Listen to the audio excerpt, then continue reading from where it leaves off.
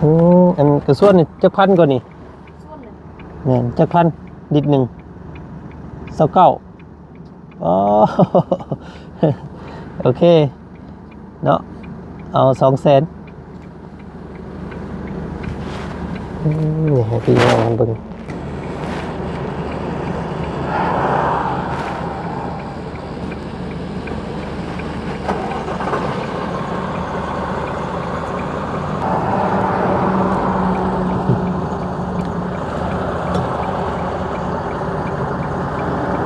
ปัญหาก็ขึ้นมื้อนี้เด้อเนาะแม่นบ่หาก็ขึ้นมื้อนี้บ่ไอ้เนาะเมื่อก่อนก็ลิตรละ20,000พี่น้องเอ้ย20,000กีบหรือว่า20,000กีบเนาะมามื้อนี้พี่น้องเอ้ยเนาะบ่าวจันตกอกตกใจแฮงอีหลีเนาะเพราะว่ากำลังสิเข้าไปเติมน้ำมันพี่น้องเอ้ยนะแต่ว่าเห็นต่อลิตรเด้อพี่น้องเด้อเนาะอยู่ผู้ใดละขึ้นอันนั้นบาทนี่เนาะผู้ใดได้ขึ้นอันรถพี่น้องเลย กำลังมันล้มเรื่องนี้อยู่เพิ่นขึ้นรถเนาะเพิ่นขึ้นมารถเบิ่งไผนอกมาหยัง เพลาเคยดู ฮะ แบบเจ็บโอ้พี่น้องเอ้ยเนาะนั่งกันอยู่รถบัดอันน่ะเห็นอันน่ะเพิ่นขึ้นมารถเอาขึ้นมาหยังอันนี้หาขึ้นมาหยังขึ้นมาหยังรถข่อยขึ้นมาหยัง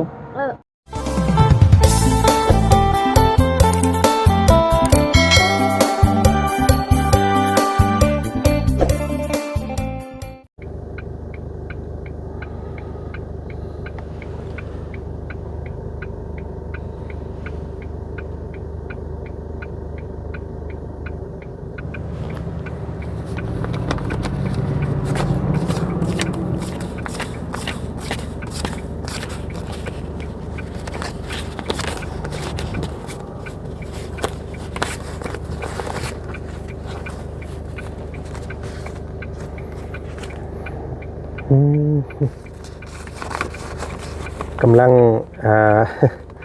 นับเบิ่งเงินพี่น้องเลยเนาะจ้องอยู่หน้าปั๊มน้ำมันแห่งหนึ่งพี่น้องเลยเนาะอยู่ในใกล้กับชายแดนเวียดนามเนาะอยู่คงเขตเซโปนพี่น้องเลยเนาะเดี๋ยวเบิ่งตัวเลขที่เพิ่นโชว์ขึ้นในหน้าปัดปั๊มเพิ่นพี่น้องเลยเนาะปาติโตพี่น้องเลยมันมาฮอดจุดนี้แล้วบ่อันนี้พี่น้องเลยน้ำเมือกน้ำมันเนาะอยู่บ้านเฮาพี่น้องเลยโอ้ นี่สงักเลยบ่จันบาทนี่พี่น้องเลยเนาะบ่กล้าฮอดเข้าไปเติมเนาะคิดว่าสิมาเติมน้ำเมือกน้ำมันกักตุนไว้ว่าซั่นพี่น้องเอ้ยเนาะเพราะว่าเบิ่งข่าวมีแนวโน้มจะพุ่งกระสุดว่าซั่นพี่น้องเอ้ยเนาะก่อนอื่นพี่น้องเอ้ยเนาะเก็บเงินไว้ก่อนเนาะทางบ่าวจันเด้อพี่น้องเด้อกับทักทายเนาะสบายดีพ่อแม่พี่น้องเนาะหมู่เพื่อนหมดสุขุสุคนเด้อเจอกันกับบ่าวจัน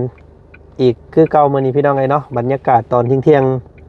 ตอนนี้เนาะบ่าวจันพี่น้องเอ้ยเนาะมาอยู่หน้าปั๊มเนาะที่เพิ่นค่อนข้างจะก็เปิดใหม่ว่าซั่นซะพี่น้องเอ้ยเนาะอยู่ในคงเขตเมืองเซโปนนี่แหละพี่น้องเอ้ยเนาะชายแดนเวียดนามกำลังสิเติมน้ำมันเนาะเพราะว่ามาหลายมื้อแล้วก็น้ำมันบกพี่น้องเอ้ยน้ำมันเบิดเนาะมาได้สังเกตเบิ่งตัวเลขเนาะ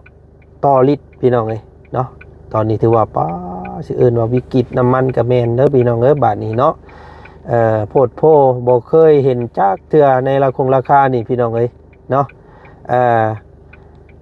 ถือว่าเป็นประวัติศาสตร์เนาะน้ำมันแพงที่สุดเลยพี่น้องเอ้ยเนาะเมื่อก่อน1ลิตรต่อ 20,000นี่ก็ยังบ่พอแห้งเลยพี่น้องเอ้ย 20,000 กีบเนาะ19,000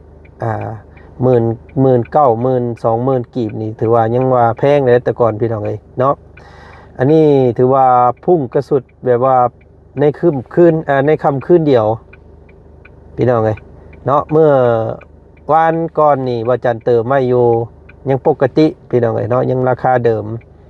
จากท้องตลาดทั่วไปเนาะเมื่อก่อนก็ลิตรละ20,000พี่น้องเอ้ย20,000กีบหรือว่า20,000กีบเนาะมามื้อนี้พี่น้องเอ้ยเนาะบ่าวจันตกอกตกใจแห้งอีดีเนาะภายในค่ำคืนเดียวพี่น้องเอ้ยเนาะพุ่งกระสุดขึ้นมาถือว่านักเลยแหละพี่น้องเอ้ยเนาะสำหรับราคาน้ำมันเนาะน้ำมันเสื้อไผ่หรือว่าน้ำมันรถใหญ่เฮานี่แหละพี่น้องเอ้ยกะส่วนเนาะกะส่วนน้ำมันกะส่วนเอสซังเนาะถือว่าป้า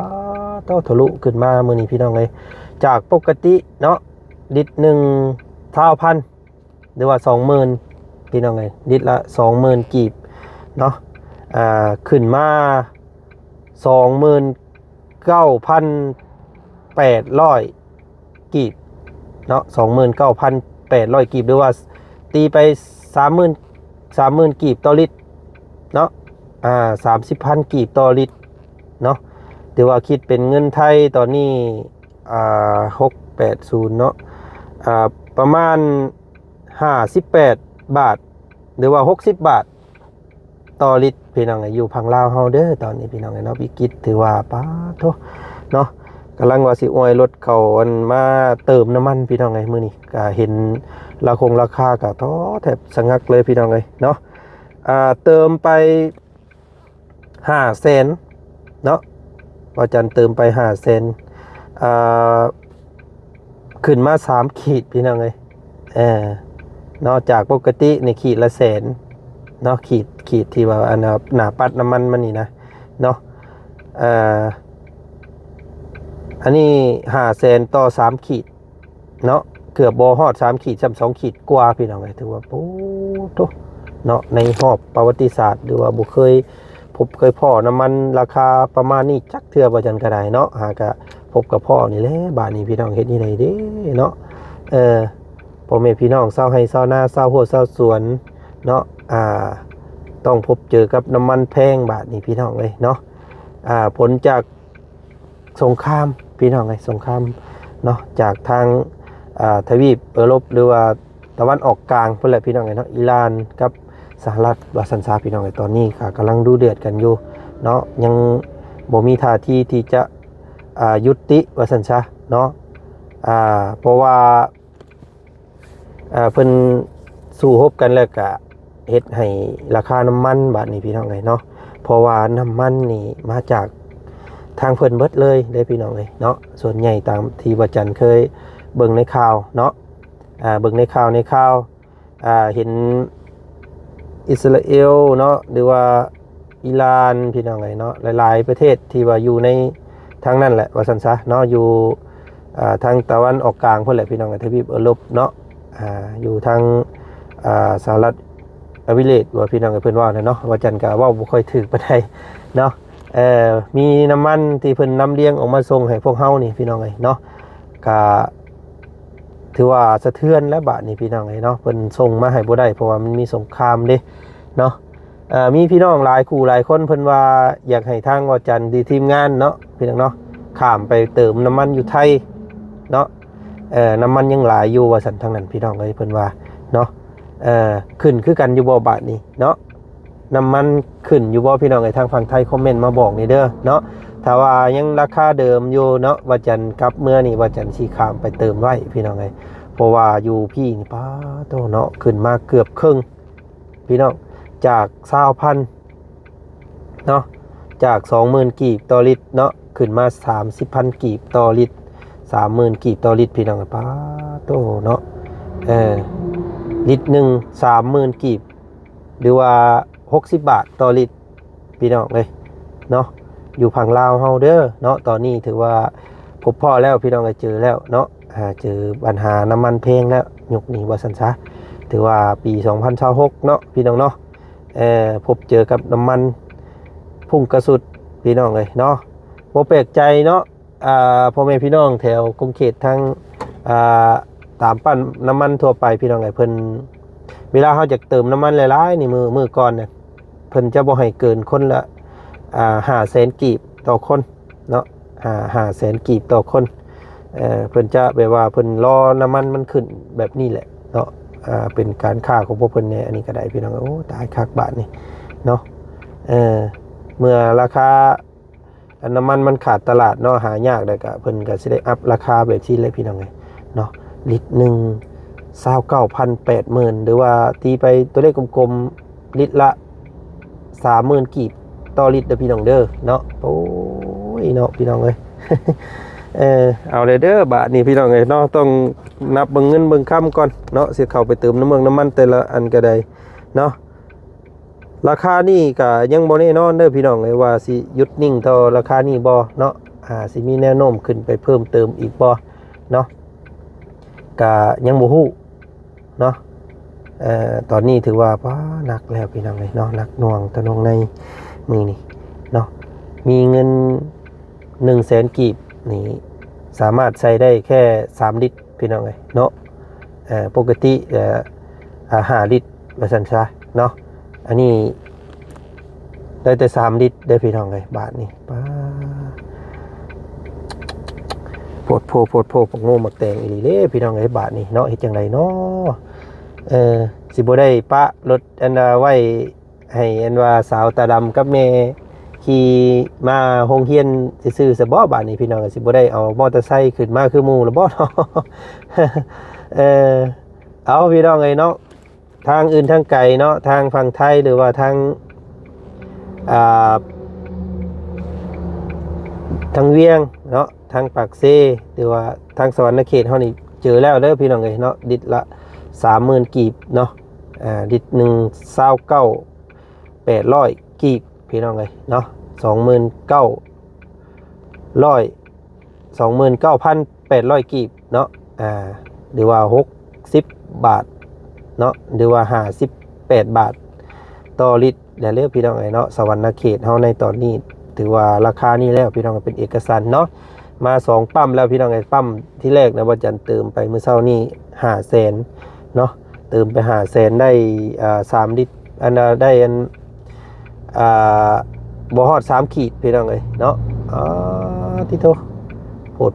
โพอีหลีพี่น้องเอ้ยเนาะลิตรนึงเกือบอัน60บาทเนาะโพดพี่น้องเอ้ยเนาะนี่แหละพี่น้องเอ้ยผลจากสงครามเนาะมีเสียหายหมดเลยพี่น้องไอ้นี่ถือว่าเป็นเฮาสิเอิ้นว่าสงครามโลกครั้งที่3กับแม่นนะตัวนี้เนาะบ่ผิดเลยพี่น้องไอ้เพราะว่ามันสะเทือนไปเบิดโลกเลยเนาะบ่แม่นเฉพาะอันแต่ละ2ประเทศที่เพิ่นสู้รบกันได้เนาะได้รับผลกระทบทั่วโลกเนาะถือว่าสะเทือนเลยแหละพี่น้องเอ้ยนี่แหละเนาะเพิ่นว่าสงครามโลกครั้งที่3มาแล้วพี่น้องมาฮอดได้เด้อบาดนี้เนาะได้นอนเบิ่งเมื่อคืนนี้ก็นอนเบิ่งคลิปอันสู่ฮบพี่น้องเลยเนาะจากทางประเทศสหรัฐกับอันอิหร่านเนาะได้ยิงขี่อาวุธพี่น้องเลยเนาะอาวุธนิวเคลียร์เนาะใส่กันตึมต่ำกับจนลืมฮอดนอนพี่น้องเลยเมื่อคืนนี้เนาะโอ้ยโพดโพแต่ก็เบิ่งทั้ง2 ภายเนาะแต่ว่าผลเสียหายก็คือพ่อแม่พี่น้องเนาะประชาชนพี่น้องเลยที่ดำรงชีวิตอยู่ในประเทศเนาะก็ถือว่าล่มหายเสียทรัพย์สินเนาะเป็นบ้านเฮือนซ่านถือว่าโอ้พลักพังพี่น้องเลยเนาะถือว่านักอีหลีทางเพิ่นก็ได้เนาะจังไดก็ให้กำลังแรงใจได้พี่น้องเด้อเนาะทาง2 ภายเนาะก็ให้กำลังแรงใจตัวเองและบาทนี้พี่น้องเลยเนาะถือว่าบ่ได้รับผลกระทบจากนิวเคลียร์แต่ว่ารับผลกระทบจากการใช้ชีวิตเนาะการบริโภคน้ำมันบาทนี้พี่น้องเลยเนาะน้ำมันแพงทองแพงพี่น้องเลยทองกับบาทหนึ่งพุ่งขึ้น 80,000 แล้วตอนนี้เนาะ 80,000 กว่าแล้วเนาะน้ำมันอีกบาทนี้พี่น้องเลยอันนี้มือทับอิฐเลยพี่น้องเลยเนาะมือทับอิฐที่ปรับราคาขึ้นยังกระโดดได้ขนาดนี้เนาะพังเมืองอีกมือ2มือ3นอกจากสิบ่มีแนวโน้มขึ้นไปกว่านี้นี่โอ้ถ้ามีขึ้นไปกว่านี้ทางบ่จันสิได้เอารถเมื่อจอดไว้อยู่เฮือนเท่านั้นแหละบาทนี่พี่น้องเอ้ยเนาะ เอ้ยตายคักพี่น้องเอ้ยเนาะเฮ็ดจังได๋เด้เนาะจังได๋ก็ติดตามเบิ่งได้กันพี่น้องเอ้ยเนาะบ่จันขออนุญาตเว้าเรื่อง น้ำมันแล้วกันมื้อนี้พี่น้องเอ้ยเนาะให้พี่ให้น้องเบิ่งส้มแลกเปลี่ยนความคิดความเห็นเด้อพี่น้องเด้อเนาะคลิปนี้เนาะฝากถึงทางฝั่งไทยแล้วก็คงเขตอื่นเนาะคอมเมนต์มาบอกทางเบาจันแน่เนาะถ้าว่าน้ำมันราคาเดียวกันบ่พี่น้องเอ้ยเนาะเดี๋ยวเบาจันสิเข้าไปเติมให้เบิ่งเด้อพี่น้องเด้อเนาะสิบ่เนาะจังว่าสิผิดต่อกฎอันปั๊มเพิ่นบ่จักพี่น้องเอ้ยเพราะว่าสังเกตเห็น2อัน2ปั๊มแล้วเนาะราคาเดียวกันพี่น้องเอ้ย29,800กีบเนาะหรือว่าตีไป30,000ต่อลิตรพี่น้องเอ้ยเนาะต่อไปพี่น้องเอ้ยเนาะเดี๋ยวเคาะเงินเติมไว้อีกก่อนเทื่อมันยันมันขึ้นอีกนะเนาะเติมมื้อเช้านี้500,000เดี๋ยวสิเติมอีกก่อนเดี๋ยวให้พี่ให้น้องเบิ่งส้มน้ำกันอีกได้จักดิดพี่น้องเลยเนาะเดี๋ยวติดตามเบิ่งไปนี่ว่าจันพาเข้าไปเบิ่งตัวจริงน้ำกันอีกเนาะไปพี่น้องเลย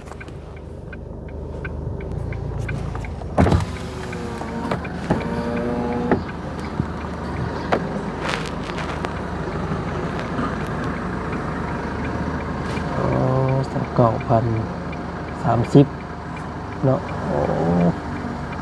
น้ำมันรถจักรเอ็กซัง30กับส่วน29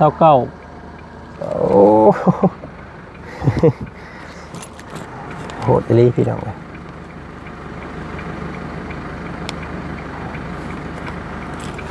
เติมไป200,000นะเพื่อมันขึ้นอีก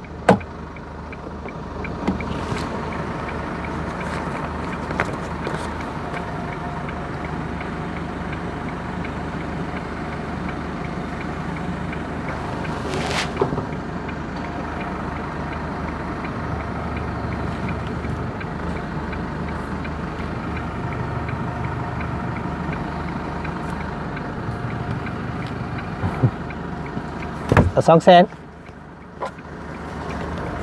กระส่วนเลยน้ำมันรถใหญ่ ขอบคุณเนาะ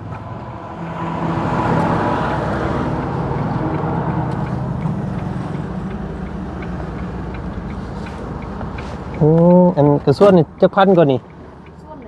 เนี่ยจักพันดิดหนึ่ง29อ๋อ โอเคเนาะ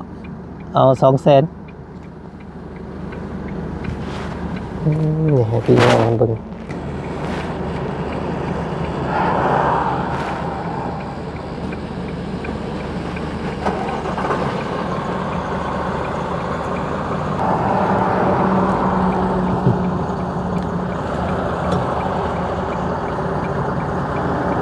ปัญหาก็ขึ้นมื้อนี้เนาะแม่นบ่หาก็ขึ้นมื้อนี้บ่มื้อก่อนเนี่ยยังบ่โอเคขอบใจเด้อกำมื่น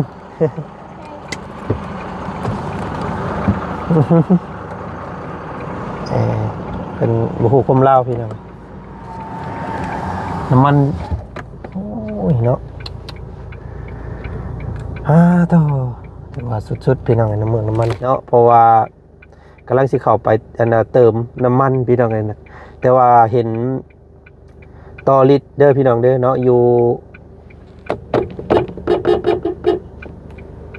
ผู้ใดละขึ้นอันนั้นบาทนี่เนาะผู้ใดได้ขึ้นรถพี่น้องเลย กำลังมันล้มเรื่องนี้อยู่เพิ่นขึ้นรถเนาะเพิ่นขึ้นมารถเบิ่ง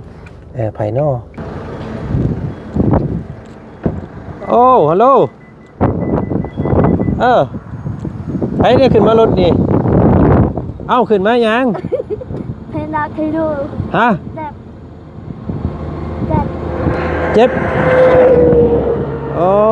พี่น้องเอ้ยเนาะนั่งกันอยู่รถบัดเห็นเพิ่นขึ้นมารถ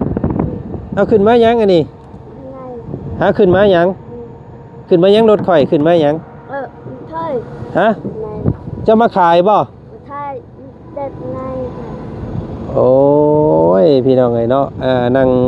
เว้าเรื่องอันนี้อยู่ดีๆไปทำมาไปเจ็บป่ะฮะไปเจ็บไปถ่ายเจ้ามาขายยังขายยังเจ็บไปถ่ายเจ็บโอ้เบิ่งเขาสิซื้อ ซื้อซอยมาอันนี้หน่อไม้น่ะขายบ่ขายหน่อไม้ ไม่ เจ้าหาหน่อไม้มาขาย ไปไทย เท่าไรอันนี้ นั่งเนี่ยเดินเตาจ้ะ บ่เท่าไรอันเท่าไรอันหน่อไม้นี่เท่าไร นี่เตาเนี่ยเดินเตา บ่เบิ่งบ่เบิ่งบ่เบิ่งบ่เปิดเปิดค่ะ อันสิซื้อหน่อไม้ซอยมา เจ้าได้ เท่าไร เป็นนายถึงมันไอ้ เท่าไรอันนี้เท่าไรเจ้าขายเท่าไร เจ้าต้องนะ ลงมาพี่ลงมาเอ้ย เป็นนั่นน่ะ ลงมาแล้วมา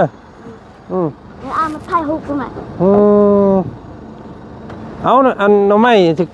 จักพันน่ะนะ พันไอ้ ฮะเบิ่งสิซื้อซอยนี่มา นี่แต่บางตัวเธอแอน บาย เดี๋ยวสิซื้อซอยเพิ่นเด้อ ตะกูเอาตะเปิดจะตัดกลางตัด ไม่สิขึ้นไปทุทีบรถเพิ่นให้เด้ เปิด ข่อยจับเด้เนาะขึ้นรถข่อย ตะกูเอาปะ บ่อันนี้เอาเงินนี่เอาเงินเอาเงินค่าหน่อไม้เด้อสิซื้อซอยเอาเงินไปเอาเงินเมื่อบัดนี้เด้ออย่าขึ้นรถเพิ่นทุทีบได้เพิ่นเอาไปขายเด้เนาะไปบัดนี้ไปเมื่อจู้เมื่อไปเปิดมาอัดไว้คุณน่ะกลับเด้อบัดนี้เด้อไปเพิ่นย่างกันขึ้นมารถพี่น้องไอ้ตายคักเนาะโอ้ยไปเมื่อระวังรถเด้อย่างเมื่อไปเมื่อไปเมื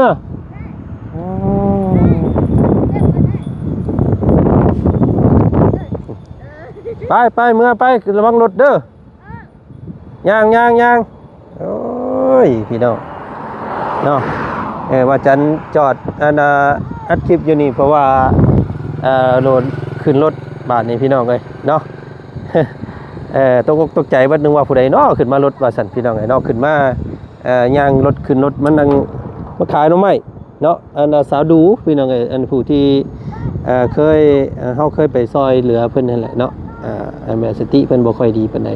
เนาะว่าจันเอาให้เพิ่น50,000เมื่อกี้นี่พี่น้องไงถุงนึงเนาะโอ้เอาโอเคละพี่น้องไงเนาะสำหรับคลิปนี้ว่าจันกับซิโคโตจบคลิปนี้เพียงสำนี้ก่อนเนาะว่าเรื่องวิกฤตอยู่ในประเทศเฮาได้พี่น้องเด้อยนสปปลาวตอนนี้น้ำมันเสื้อไฟเนาะน้ำมันรถใหญ่พี่น้องไงถือว่าพุ่งกระสุดเด้อพี่น้องไงเนาะ30,000กีบเนาะหรือว่า60 บาทต่อลิตรเด้อพี่น้องไงป้า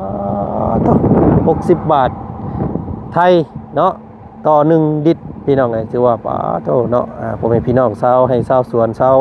นาหรือว่าชาวธุรกิจการงานใดๆก็ถือว่าสะเทือนแล้วพี่น้องไงเนาะต่อลิตรหนึ่ง30,000 กีบ30,000 กีบพี่น้องไงโอ้ยโพดอีหลีอีหลอพี่น้องเอ้ยอันนี้เนาะบ่เคยพ่อเคยเห็นบ่จันกระไดเนาะเอาทางอื่นทางไกลเป็นคือทางเฮาอยู่บ่พี่น้องไงทางฝั่งไทยเนาะน้ำเมืองน้ำมันขึ้นแบบนี้อยู่บ่เด้พี่น้องไงเนาะจังไดก็บอกคอมเมนต์มาหาทางบ่จันนี้ได้พี่น้องเด้อเนาะทางอื่นทางเวียงทางใต้ทางเหนือเนาะทางบ้านอื่นเมืองไกลเพิ่นพบปัญหาราคานี่อยู่บ่พี่น้องสำคัญอยู่บ่เนาะติดตามเบิ่งนำกันว่าสิพุ่งกว่านี้หรือว่าสิลดลงมื้อใดเนาะผลจากสงครามเด้อพี่น้องเด้อเนาะเอาให้กำลังแรงใจเพิ่นสุขสุขคนมื้อนี้พี่น้องเจอกันใหม่เนาะสบายดี